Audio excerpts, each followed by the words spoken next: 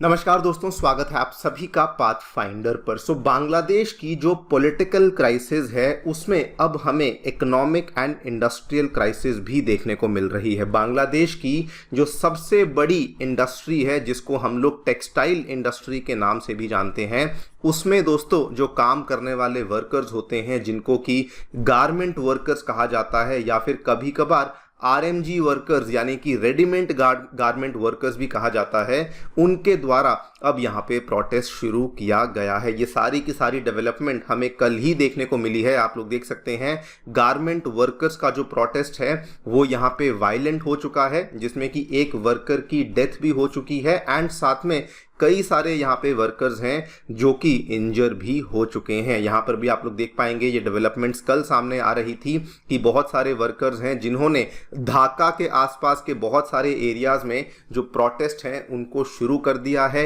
एक इंसान की मृत्यु हो गई है एंड 41 से भी ज़्यादा लोग हैं जो कि यहाँ पे इंजर हो चुके हैं। ये पूरा का पूरा जो प्रोटेस्ट है ये हमें बेसिकली देखने को मिल रहा है ढाका का एक सब अर्बन एरिया है जिसको कि अशूलिया के नाम से जाना जाता है। वहाँ पर हमें ढेर सारी ये टेक्सटाइल इंडस्ट्रीज देखने को मिलती हैं और वहीं पर ये पूरा का पूरा हमें प्रोटेस्ट देखने को मिल रहा है। नाउ द मेन रीज़न जिसके चलते ये हमें इतने बड़े लेवल पे, इतने बड़े पैमाने पे प्रोटेस्ट देखने को मिल रहे हैं, उसके पीछे दोस्तों सबसे पहली बात तो ये है कि पिछले 1-1.25 महीने से बांग्लादेश के कई सारे जो कपड़ा कारखाने हैं वो भारी मात्रा में बंद होते जा रहे हैं। 2 तरह की रिपोर्ट्स सामने आई हैं।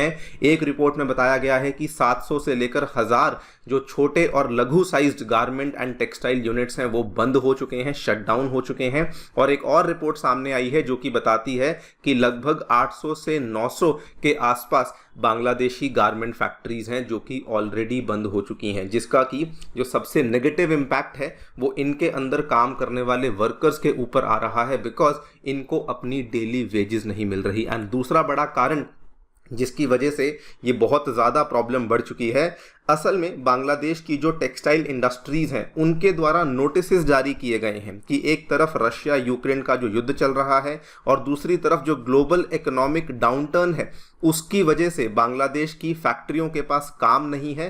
एंड चूंकि वहाँ पे काम नहीं है तो इसीलिए वो लोग वर्कर्स को उनकी नौकरियों से निकाल रहे हैं एंड उसी का परिणाम हो रहा है कि वर्कर्स के द्वारा अब बड़े पैमाने पे ये जो प्रदर्शन है इसको शुरू किया गया है। यानी पूरी की पूरी प्रॉब्लम बांग्लादेश को बहुत नेगेटिवली अफेक्ट कर रही है, बिकॉज दोस्तों अगर आप पूरी विश्व भर में देखें तो Bangladesh was basically ranked the 3rd largest exporter of clothing. सबसे पहले चाइना, उसके बाद यूरोपियन यूनियन, तीसरे नंबर पर बांग्लादेश आता था। लेकिन अब ये सिचुएशन बांग्लादेश के लिए काफ़ी ज़्यादा बिगड़ती हुई दिख रही है। बात करेंगे इस पूरी डेवलपमेंट के बारे में कि क्यों हमें यहाँ पर इतने बड़े लेवल पे प्रोटेस्ट देखने को मिल रहे हैं, what is the main reason behind this, and also समझेंगे इस पूरी चीज़ का इम्पैक्ट बांग्लादेश पे क्या है एंड इस पूरी चीज़ का इम्पैक्ट भारत पे क्या हो रहा है, इसको भी समझने का प्रयास करेंगे। आइए शुरू करते हैं दोस्तों मेरे साथ। मेरा नाम है अनिरुद्ध।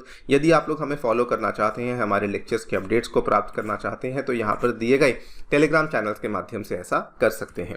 दोस्तों आगे बढ़ने से पहले आप सभी के लिए एक सरप्राइज है। अनअकैडमी का अब जो लेटेस्ट ऑफलाइन सेंटर है वो बिहार की राजधानी पटना में भी आ चुका है, जहां पर हम लोग आपके लिए यूपीएससी और बिहार पीएससी के कोर्सेज भी लेकर आए हैं। इतना ही नहीं, हमारे जो दूसरे ऑफलाइन सेंटर्स हैं वो ऑलरेडी नई दिल्ली के करोलबाग और मुखर्जी नगर में चल रहे हैं एंड इवन उत्तर प्रदेश के प्रयागराज में भी हमारा सेंटर आ चुका है। इन सभी सेंटर्स पर हम लोग आपके लिए जीएस बैचेस को शुरू कर रहे हैं दी गई डेट्स के ऊपर एंड जीएस बैचेस के साथ साथ सीसैट, ऐसे writing classes, current affairs coverage और टेस्ट सीरीज जैसी सर्विसेज भी अवेलेबल करवा रहे हैं। कोई भी डाउट है, कोई भी क्वेरी है, मेंटरशिप की आवश्यकता है, आप लोग हमारे सेंटर्स को विजिट कर सकते हैं या फिर नीचे दिए गए फ़ोन नंबर्स पर फ़ोन भी कर सकते हैं। फ्री स्टडी मटेरियल प्राप्त करने के लिए आप लोग हमारी नई ऐप को डाउनलोड कर सकते हैं। इसका लिंक भी आपके लिए डिस्क्रिप्शन बॉक्स में नीचे दिया गया है।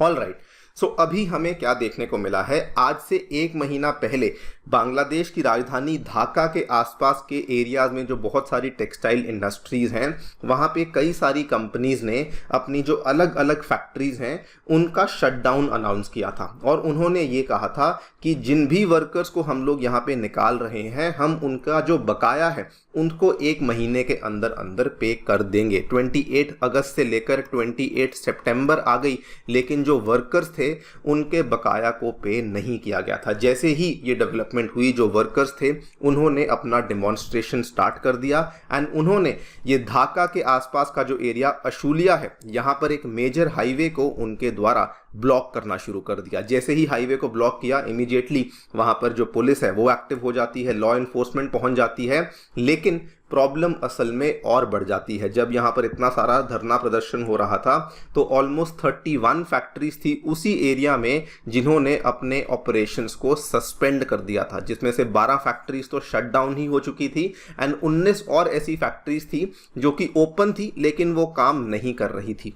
और जैसे ही यहाँ पर पुलिस और वर्कर्स के बीच में जो ये क्लैशेस शुरू हुए, प्रॉब्लम क्या हुई कि ये क्लैशेस असल में वायलेंट हो गए, जिसके चलते एक वर्कर की डेथ हो गई एंड ऑलमोस्ट 41 ऐसे वर्कर्स थे जिनको की भारी गंभीर चोटें आई। जब ये प्रॉब्लम बढ़ गई तो यहाँ पर एरिया में और भी जो बाकी इंडस्ट्री के वर्कर्स थे वो भी सड़कों पर उतर आए और उन्होंने भी इस पूरे के पूरे हाईवे के ऊपर अपना धरना प्रदर्शन कंटिन्यू किया। और ऑब्वियसली जब ये चीज़ होती रही तो बात बढ़ती रही। एक तरफ वर्कर्स का जो नंबर था वो बढ़ता जा रहा था, दूसरी तरफ जो लॉ एनफोर्समेंट है वो भी अपने एक्शंस यहाँ पर बढ़ाती जा रही थी, जिसकी वजह से ये जो प्रोटेस्ट हैं ये अब बहुत ज़्यादा बढ़ चुके हैं। अब सवाल ये आता है कि ये प्रोटेस्ट इतने ज़्यादा सडनली क्यों बढ़ गए। याद कीजिए, पिछले साल 2023 में ही बांग्लादेश में जो गारमेंट वर्कर्स की स्ट्राइक थी वो शुरू हुई थी। अक्टूबर 2023 की ये बात है और ये स्ट्राइक अभी भी चल रही थी।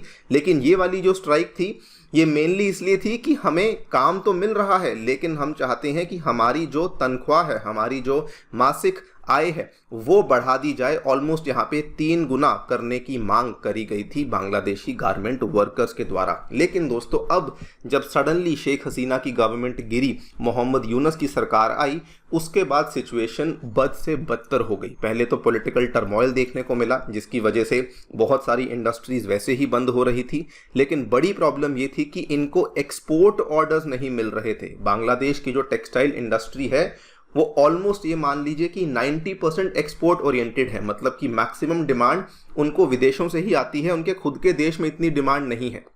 और ज़्यादा बड़ी प्रॉब्लम ये हो रही थी कि एक्सपोर्ट ऑर्डर्स वैसे तो अवेलेबल थे लेकिन बांग्लादेश को नहीं आ रहे थे, वो सारे के सारे भारत को जाते हुए देखने को मिल रहे थे। इसके भी आपको मैं एविडेंस दिखा देता हूं। हमारे उत्तर प्रदेश में ऑलमोस्ट 10,000 करोड़ की इन्वेस्टमेंट की बातचीत हो रही है। कहा जा रहा है कि आने वाले कुछ ही महीनों में 400 के आसपास बड़े और छोटे यूनिट्स देखने को मिलेंगे। वहीं पे तमिलनाडु का एक छोटा सा शहर है तिरुपुर, जहां पर की एक बहुत बड़ा टेक्सटाइल क्लस्टर देखने को मिलता है। उसमें 2 हफ्तों के अंदर अंदर 450 करोड़ के एक्सपोर्ट ऑर्डर्स देखने को मिले, mainly from European country such as Germany, Netherlands and Poland. और उसके बाद हमारे उत्तर प्रदेश के नोएडा में जानी मानी कंपनी ज़ारा, जिसके अधिकतर जो गारमेंट्स थे वो बांग्लादेश में बनाए जाते थे, वो दोस्तों अब उनके ऑर्डर्स भी अब नोएडा को दिए जा रहे हैं, यानी कि ज़ारा के कपड़े भी अब इंडिया में ही बनाए जा रहे हैं। तो ये पर्टिकुलरली बहुत नेगेटिवली अफेक्ट कर रहा है बांग्लादेश को, क्योंकि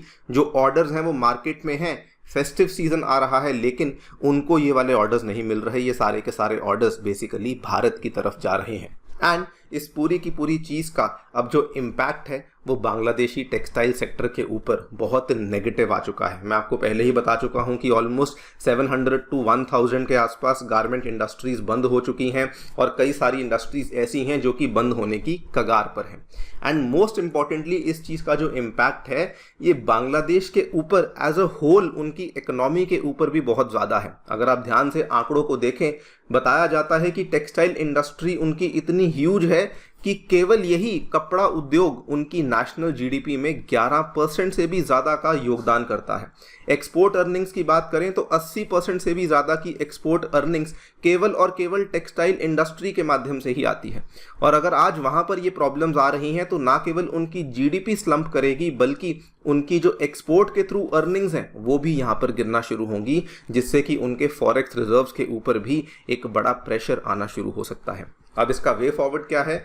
इसका करंटली वे फॉरवर्ड यही है कि गवर्नमेंट स्टेबिलिटी होना बहुत ज़रूरी है। अगर गवर्नमेंट स्टेबिलिटी होगी तभी जाकर के पॉलिसी में कंटिन्यूटी आएगी, तभी जाकर के ये जो कपड़ा उद्योग हैं ये चल पाएंगे, एंड तभी जाकर के इनके जो एक्सपोर्ट ऑर्डर्स हैं वो फिर से रिवाइव होना शुरू हो पाएंगे। जब तक ये नहीं होगा तब तक बांग्लादेश की जो कपड़ा इंडस्ट्री है इसका अच्छा समय शुरू नहीं होने वाला है। देखते हैं क्या होता है, जो भी डेवलपमेंट्स है आपके सामने पेश करेंगे। बाकी आप लोग जो भी सोचते हैं हमें डेफिनेटली बताएं कमेंट सेक्शन में। Thank you so much for listening, stay tuned and stay